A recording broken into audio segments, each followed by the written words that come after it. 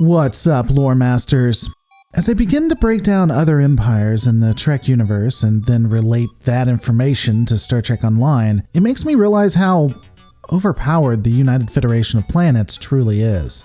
After the defeat of the Dominion, the Klingon Empire would hold its strong alliance with the Federation for a time. The strong trust would begin to wane and erode, however, and the Empire expand its borders to encompass several other nations and sectors, including the Orions. These new species would help improve upon both weapons and other subsystems utilized by the Klingon Defense Force. However, even with these advancements, the largest detriment to the KDF remains, its feudal system. The result of which meaning ships are built and maintained by individual houses versus some unified federal controller. It's because of this that ships like the Burrell Bird of Prey still exist within the Empire's staggering borders. While the Klingons aren't as strong as the Federation, their infrastructure could support the fielding and maintaining of more advanced fleets, if not for the squabbles that inevitably occur in this type of system. Irregardless of what could be, though, facts are what they are, and many fledgling officers find themselves in command of the antiquated designs. Unlike other governments, however, the argument could be made that the ships observed in the 25th century may not necessarily be those that are in the 23rd.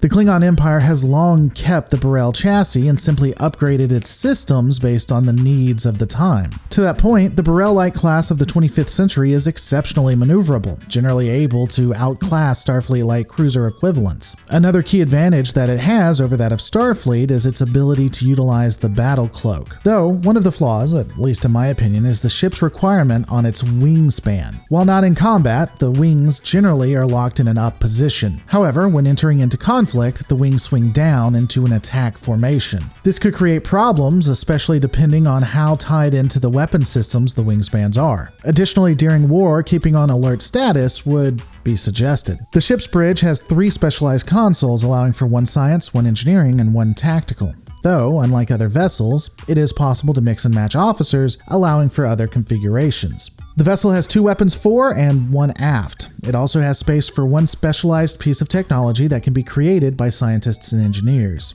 With the various houses that occupy the Empire, it's not surprising to see different variants within the KDF. It's possible that the myriad of houses would create a similar ship but make it just different enough to show who the warriors are bringing honor for. As stated, the most well-known is the Burrell variant, this chassis existing since the 23rd century. The next design is that of the Koloth, following a similar design of the iconic one, though having a larger engine assembly and wings expand outward instead of down. For houses that can afford it, there would also be the Burrell Bird of Prey, a more modern version with a lower pitched head section and even larger engines. And finally, there would be the Core class, which seems to be a heavily modified version allowing for better results in combat, though I could find no actual proof there. At the end of the day, I do attempt to be fair to some degree, so when analyzing the ships of the Klingon Empire, for now, I can see a reasonable justification for why archaic vessels would exist. Even if I think it's stupid in universe for them to do it, it at least makes sense and shows that it's a flaw of the government,